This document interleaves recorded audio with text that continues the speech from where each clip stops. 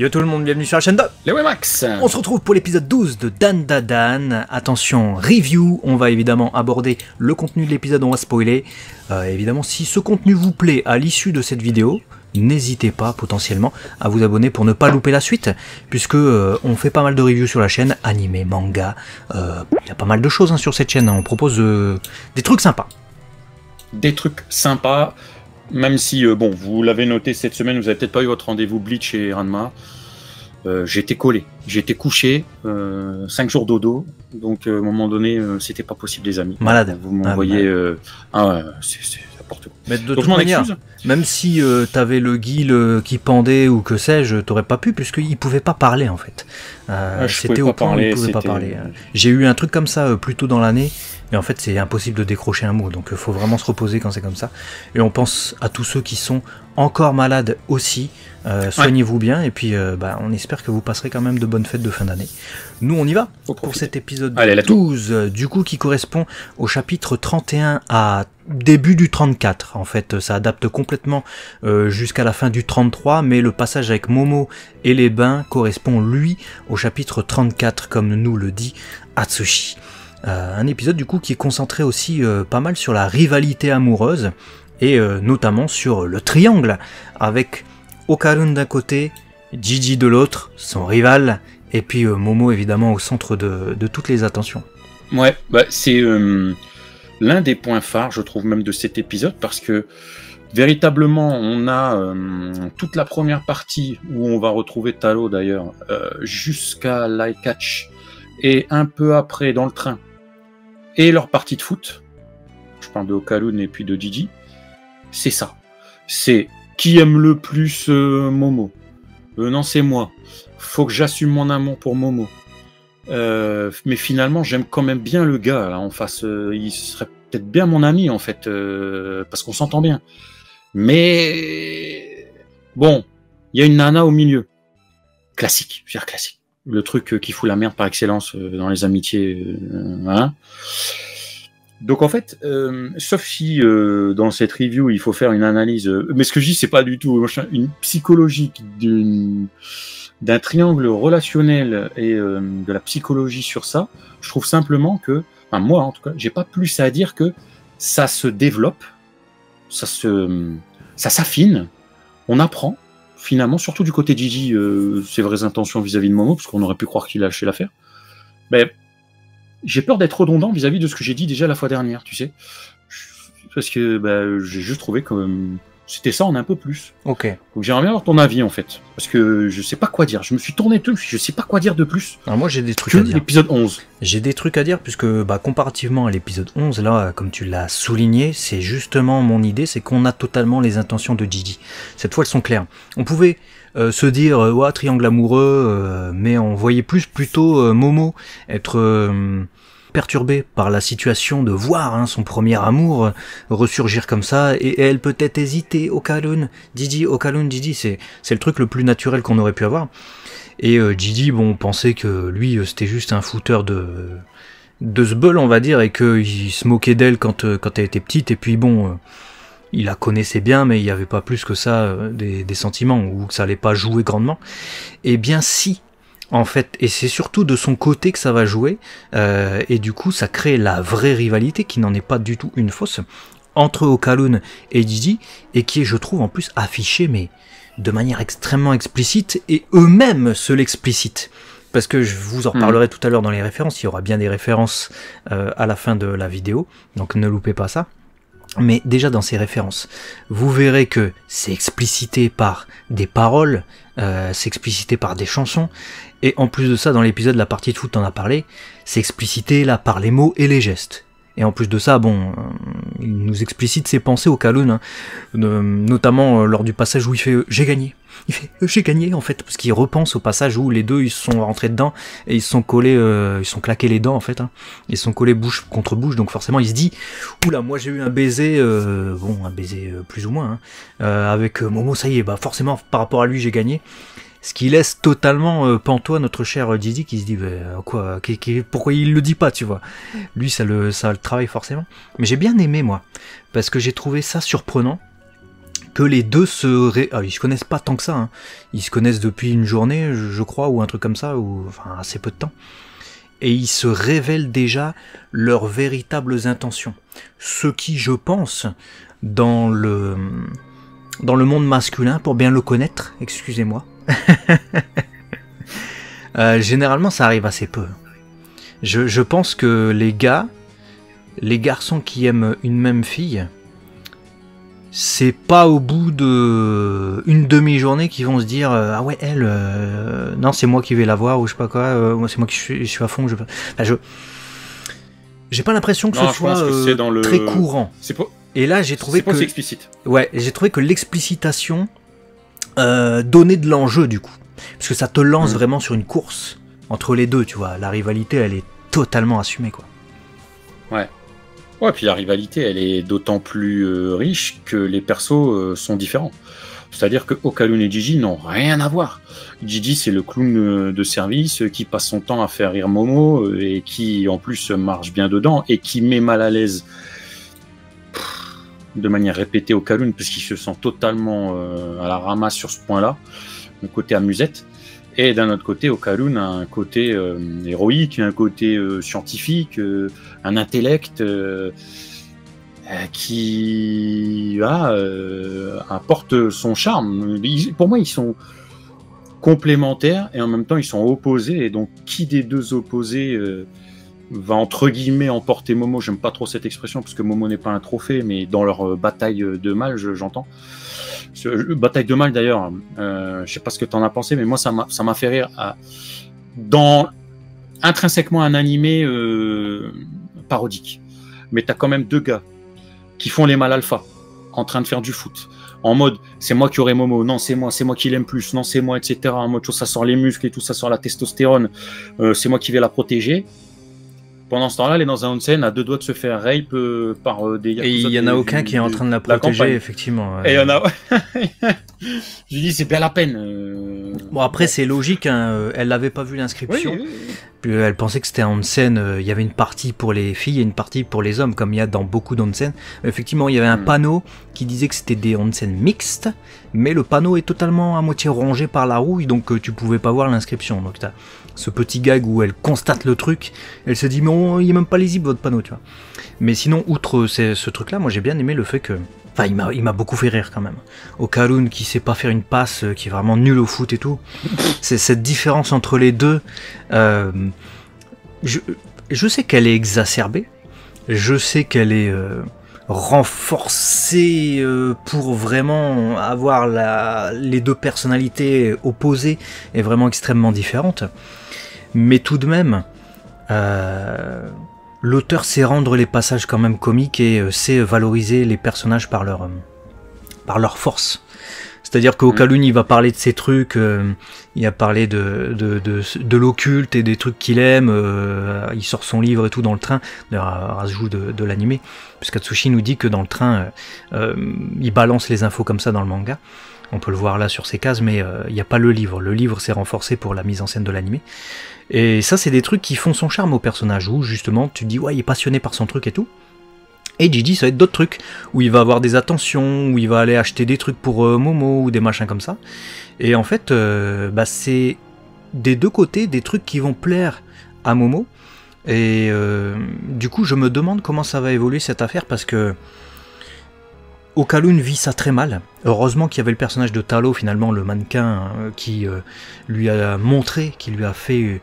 C'était pas pour lui, c'était pour Hana, sa compagne, mais il a fait une vraie preuve d'amour et voilà, il va la voir contre vents et marées, il n'y a rien qui ne l'arrêtera. Et il a prouvé à Okalun qu'il ne fallait pas abandonner. Heureusement qu'il y avait ça, parce que du coup, Okalun n'a plus envie d'abandonner, il se met en concurrence là où il voulait lâcher l'affaire. Il se met en concurrence avec Gigi, et je me demande comment ça va évoluer, parce que tu l'as laissé entendre, sans vraiment appuyer ce truc-là, mais parce que c'est comme ça dans l'animé, c'est vraiment pas très appuyé, mais c'est ce qu'on nous laisse voir. Momo est quand même réactive, elle rentre dans le truc de Gigi à chaque fois, et ça blesse Okalun de ouf. Et alors, je me rappelle pas avoir vécu de telles situations dans ma vie en vrai, mais j'ai l'impression, dis-moi ce que t'en penses, J'ai dû peut-être l'observer maintes et maintes fois, je sais pas. Mais j'ai l'impression que c'est tellement réel. C'est tellement vrai. Quand t'as quelqu'un qui te plaît et t'as une concurrence à côté et que la personne rentre dans le jeu et tu te dis si t'es pas intéressé, pourquoi tu rentres dans le jeu, tu vois. J'ai l'impression de l'avoir tellement vu en fait. Et là je ressens ça quand je vois le pauvre Okaloun désemparé qui regarde comme ça, merde, qu'est-ce que je peux faire et tout, avant qu'il sorte son livre, tu sais. C'est tellement ça. Ouais, mais c'est ça, ça sent le vécu. Alors pas forcément pour l'auteur, après peut-être hein, pour retranscrire avec aussi autant de précision l'écriture de ce sentiment-là, mais peut-être tout simplement, comme tu dis, ça sent le vécu de vie, c'est-à-dire l'observation. Il est très observateur, ça se voit d'ailleurs, ne serait-ce que toutes ces références et puis ces clins d'œil sans cesse, quelqu'un qui observe et qui sait s'accaparer son environnement et après une analyse l'incorporer dans son œuvre. Donc il est capable de faire la même chose pour moi sur le comportement humain. Il y a quand même une certaine psychologie, je trouve. Et en tout cas, c'est superbement bien rendu. Et sur ça, je suis d'accord avec toi. C'est-à-dire qu'il n'y a rien de faux. Je suis pas en train de regarder ça en me disant c'est abusé. C'est abusé, jamais de la vie c'est comme ça. Non, parce que c'est une rivalité à la fois dure et en même temps, Okaloun, il peut pas le détester, tu vois.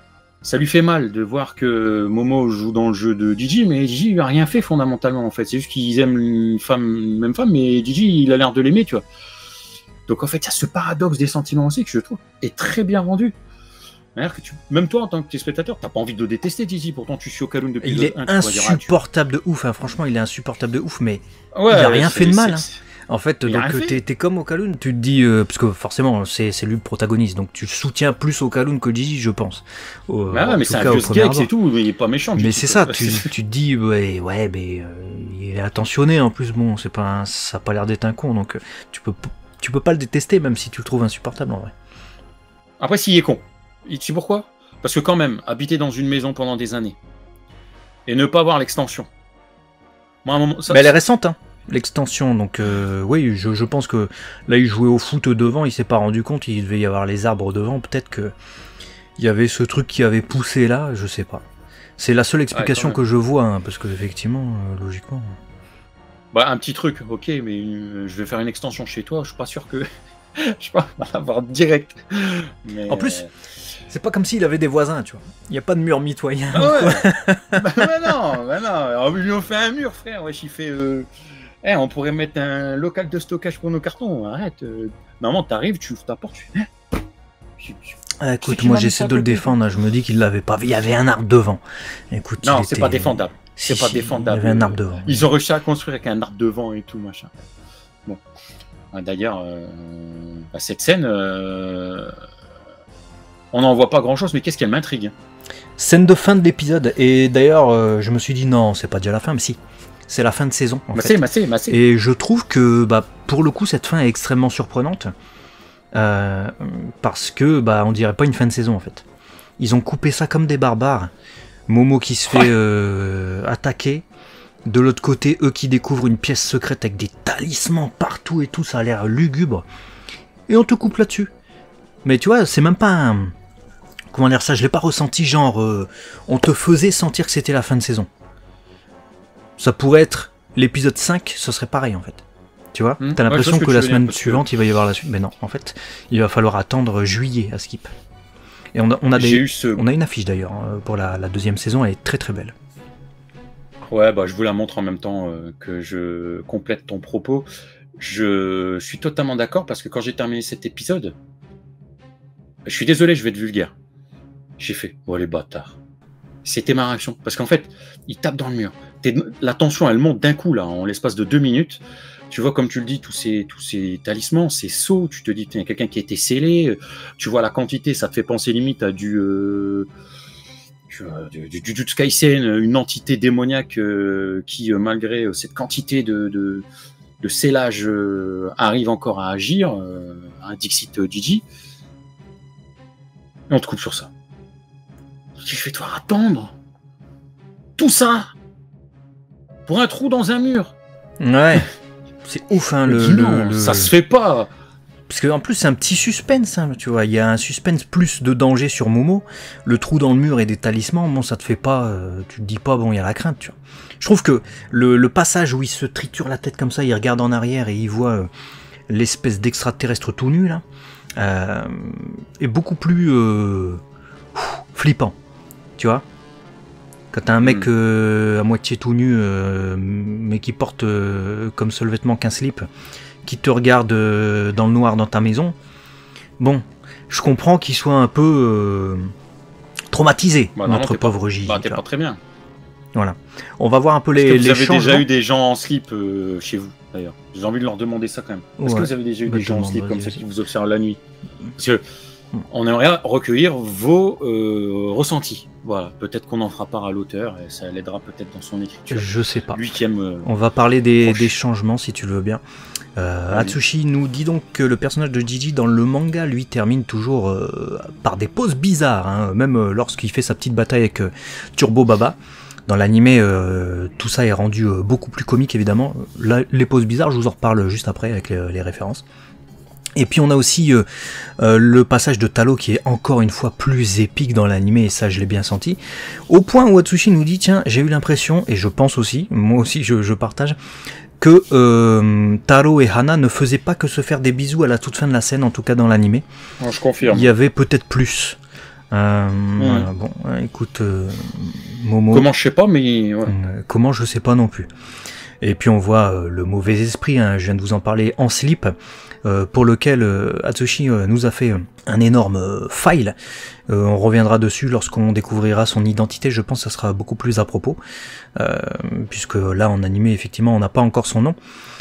Sinon, tout est rendu plus réel dans l'animé, notamment le fait qu'Okarun sorte son magazine, etc.